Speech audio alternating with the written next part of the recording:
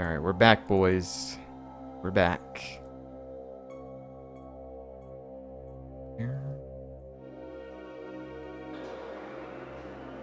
Hope that stupid vault overseer died after us getting the water chip for him, and then he just like, you're gonna need to leave now. What a prick, man. Anything in these bones here?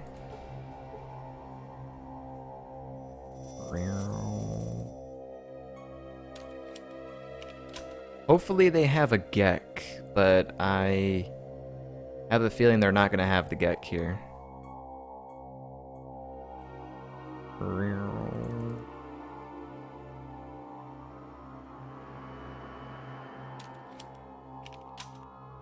Double checking here and making sure there's nothing around here hidden.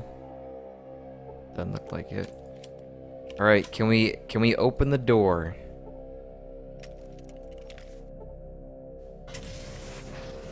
Oh my god. It's also pretty funny that the vault door looks like a giant bottle cap. And in Fallout 1, the currency was bottle caps. Gain 2,000 experience for finding Vault 13. There's actually somebody here. Oh, man. Alright. What do we got in here? Nothing.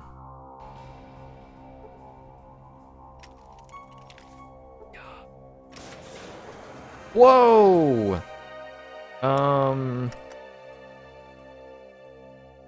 Hello there, Deathclaws. I didn't expect you to be here. But alright. You just looked, you have Bioshock 1 and 2 on Steam. Well, Fury, I think it's time you play those games and stream them. It's time, buddy. Are those... Those are actual large Deathclaws. Okay.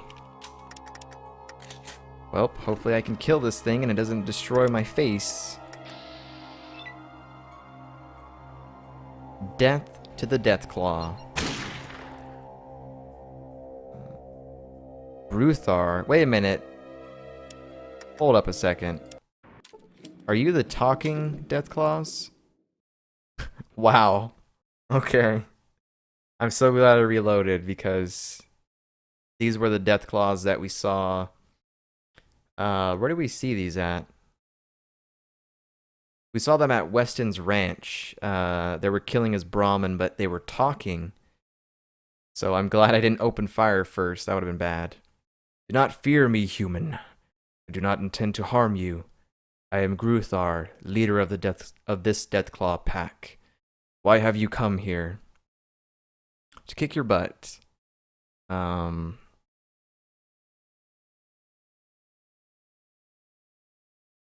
is it possible that a Deathclaw can talk, and so well? Forgive me, I do not mean to be rude, but I do not see that this is relevant to our conversation. I can speak your tongue. I can read your Witten? Not Jason Witten. I can read your written word. What more needs to be said? I see. So why have you come here? I want to know what happened to the people who once lived here. They are gone, human. We did not kill them and take their home. It is not our way to kill. I understand that you may not believe me, but I hope that you will judge me by my actions towards you and not out of fear or prejudice. Seem to be an honorable being, Gruthar. I'm looking for something called a Gek. I was told I could find one here. A Gek. Is that not a small lizard? No, wait. That is a gecko. I am sorry. I do not know what a Gek is, nor where it can be found. To be honest with you, I'm not exactly sure what it is myself. Would it be alright if Would it be alright with you if I looked for it? I am sorry, but I do not allow just anyone to wander these halls. I am responsible for the safety of all who live here, and I must exercise caution. However, I will look for this Gek, and if I find it, I will let you know. Oh, heck no. No. Look, it's not your own place. Maybe I'll look around whether you like it or not. I can understand your concern. You don't know me well enough to trust me. What if I help you out somehow, and in return you let me look around? Ruthar stares at you intently for a moment. You would be interested in helping us? Yes, I sense a little evil in you. Very well, I shall place my trust in you. There are many machines here, machines built by humans. Deathclaw hands cannot use these machines. However, there is one machine that understands questions. I ask it to run the other machines, and it obeys. This machine no longer listens. It will no longer run the other machines. We're running out of food and water. I have ordered raids on the human land so that way we may bleh. The human land so that we may survive. I am not proud of this, and I would put an end to it. If you repair this machine, I will be able to feed my people once again. I will gladly stop the raids. Will you agree to this? Sounds like the voice recognition module has gone bad. Let's take a look. Thank you. The machine is in the vault control center on the 3rd level. If you can repair it, please do so. I am placing my trust in you. Please do not betray it. You are welcome here. I won't let you down, buddy. I think we have that in our inventory. If not, one of our party members has it, and if not, it's in the trunk of our car. Oh, there it is, right there. Yep, give it here. Okay. What a nice Deathclaw. Please don't kill it. I won't kill it unless he decides to attack me.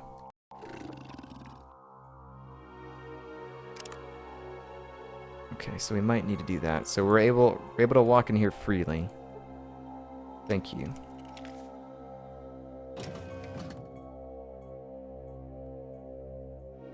I want to know why you have a doctor in here. And these computers, can I learn anything from them? Remove our weapon. Science it? You failed to learn anything. Alright. They're probably just random computers, doesn't matter. Hello, I'm Joseph, the herbalist. What can I help you with? I want to ask you some questions. Are you a prisoner here? No, I am not a prisoner. I stay because I'm needed here.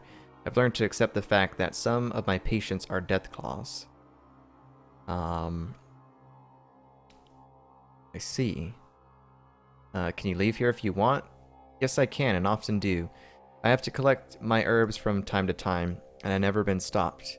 I used to wonder if the Deathclaws were secretly following me, and whether or not they would stop me if I tried to leave. So one day, I put the theory to the test. Traveled to another town and stayed there a week or so before returning. When I got back, I was warmly welcomed. Uthar, the pack leader, came to privately and personally thanked me for coming back. No, I'm definitely not here because I want to be here. Okay, what can you tell me about the Deathclaws? Let's see, Deathclaws appeared to be mutated Jackson's chameleons, the horn variety. There are a lot of similarities still present, but even greater number of differences. The mutation factor is quite high. This species is highly intelligent, about the equivalent of an 8-year-old, with some individuals reaching human normal level. Their learning capacity is very high, and they are capable of abstract thought and reasoning. Although they do not have vocal cords, Deathclaws seem to mimic human speech with the same as a parrot does. I have yet to discover the exact mechanism behind this, so I am unable to say more at this time. Socially, they are a pack. They are pack animals with a very rigid code of ethics. They are led by an alpha male who rules with the mutual consent of the pack.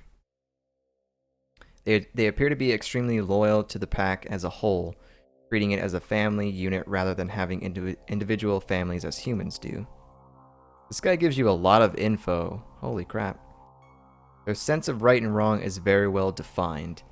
They do follow a code of ethics that is enforced by a pack as a whole. Violence is never used as a solution to a problem among the pack as far as I can see. They have been no capital crimes committed here, so I can't say how those are handled. About all I can think of for now. Hope it helps. Okay. How did you come here in the first place? I was gathering some herbs one night when a voice called out to me out of the darkness. I have been watching you, it said, and I know you are a healer.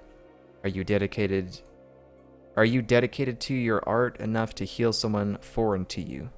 Someone whom many would consider an enemy? I answered that I respected all life and would do my best to heal the injured, regardless of who or what they were.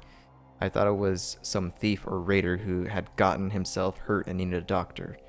You can't begin to imagine my surprise when a couple of Deathclaws stepped out of the night with an injured companion. Somebody had shot him up real good. I told them I couldn't work on him where we were, so they blindfolded me and brought me here. I've been here since from that day forward. Okay. Interesting. Do you barter, sir? I really enjoyed your stories, by the way. That was great. Okay, that was a lot of reading. Alrighty. Well, every vault has 3 floors, so we'll go check them all out. Who's this guy? Forgive, I no speak well. I tried talk to you. Who are you? I, Theron. Who you? It's a pleasure to meet you, Theron. I'm Malvo. You want what? What do you do here? I guard Hall. Safety of pack goal. What are you guarding the hall against? Intruder, human, Deathclaw, whatever. Pack threaten, I attack. See. No offense, but just how smart are you? How I judge, not know. Some things understand much, some things understand little. Lots of things understand not. In other words, you're a dumb. You're a dumbass. You're okay. You want what? Just passing the time, bro. Alright, let's go down. Level 2. Wow. Who's that? You see a lean man in long robes. He appears to be in deep thought. Dude.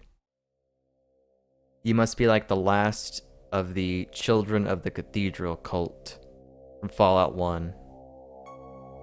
Those guys were evil. Hello, human. Sorry to bother you, but who are you? I, Dar, warrior. I'm Malvo, Dar. What do you want? What is your job? Keep on guard. Doing just fine. How educated are you? Not much, but I learn. Gruthar, he leader. Tell us all learn. Got it. I'm gonna go in these rooms and see if there's anything in here. We're gonna save the purple road man for last.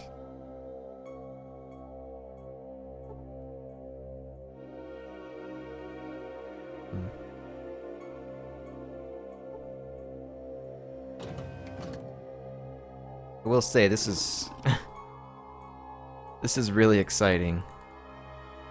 Being able to be back at Vault 13 and be greeted by talking Deathclaws. Came out of nowhere.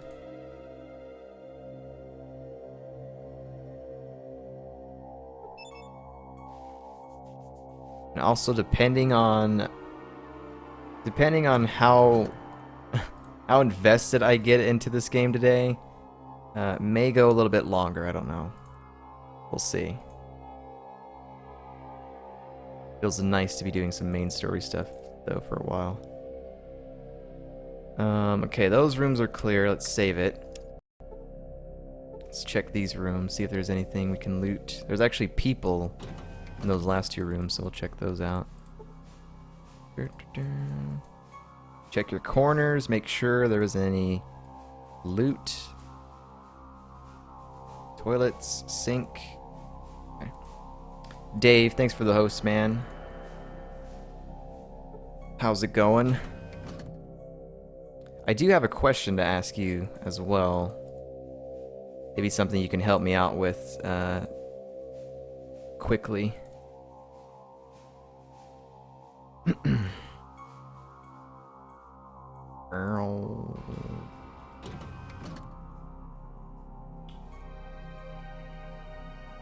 So what did I miss? Why are the Deathclaws talking?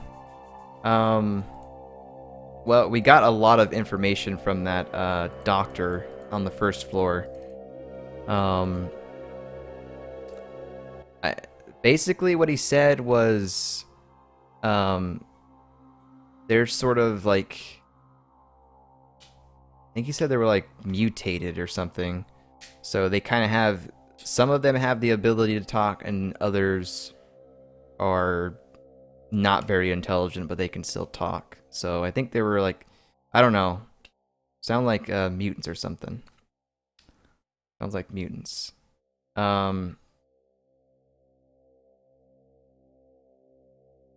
Let me get back to you, Dave. Hold on one sec. Oh, I didn't see you standing there.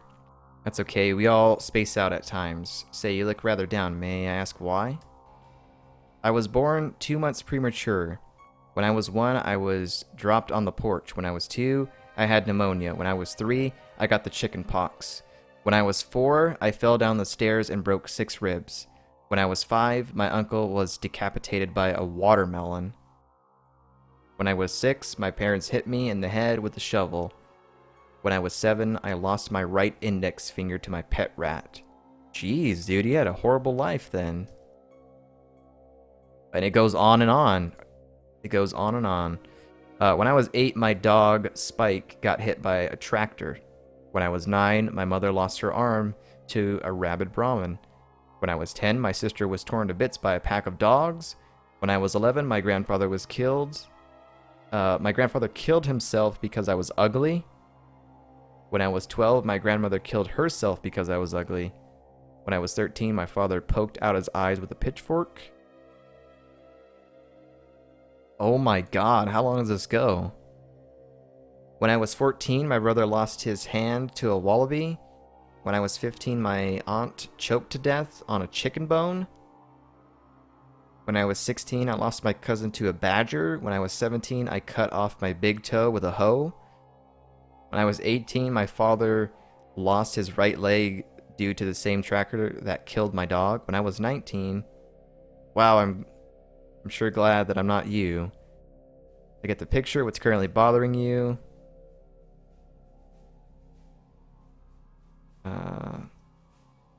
Well, there I was, traveling through the desert when suddenly my Brahmin falls over dead. About then, I realized I was low on water and hadn't had a drink in quite a while. Later, my bones began to ache. My head started to hurt. My bowels became loose, and I got this rash that wouldn't go away. It was time to sit down and die. Well, while I was sitting there in the desert waiting for the world to swallow my miserable existence, when a pack of Deathclaws shows up, well, I'm thinking to myself, this is it. Now I can die. I can wind up as a pile of Deathclaw crap in the middle of the desert, but no, fate had yet another cruel card to play against me. You see, the Deathclaws didn't kill me. Instead, they gave me water, brought me here, gave me this room, gave me food, cleaned me up, and now they won't leave me alone. I know they're fattening me up for some unknown horrible fate. I keep telling them that I would probably taste better if I was leaner, but it does no good. They just smile, if you can call it that. They pat me on the head and say, "Don't worry, human. Things will get better." Ah, we both know what that means. Anyways, to make matters worse, when they started giving me some sort of medication, it was making me gassy, so I stopped taking it. And it's a good thing I did. I think it was some sort of mind control pill because I started to feel like things weren't actually as bad as I thought. Anyway, that's about it. I was just waiting for the dinner bell to chime so that they could feast on my bloated body. I don't want to hear anymore. I've got to get out of here. Please tell me you don't have any children. Nope. When I turned 22, the strange fungus started to grow on my test. Okay, stop. I don't want to hear it. Wow. Dave. Mr. Depression. Oh, why would you give that guy that name? I mean, the name suits all the horrible stories that he told us. Anyways, Dave, let me get back to you on that. I need to do something real quick. I need to go to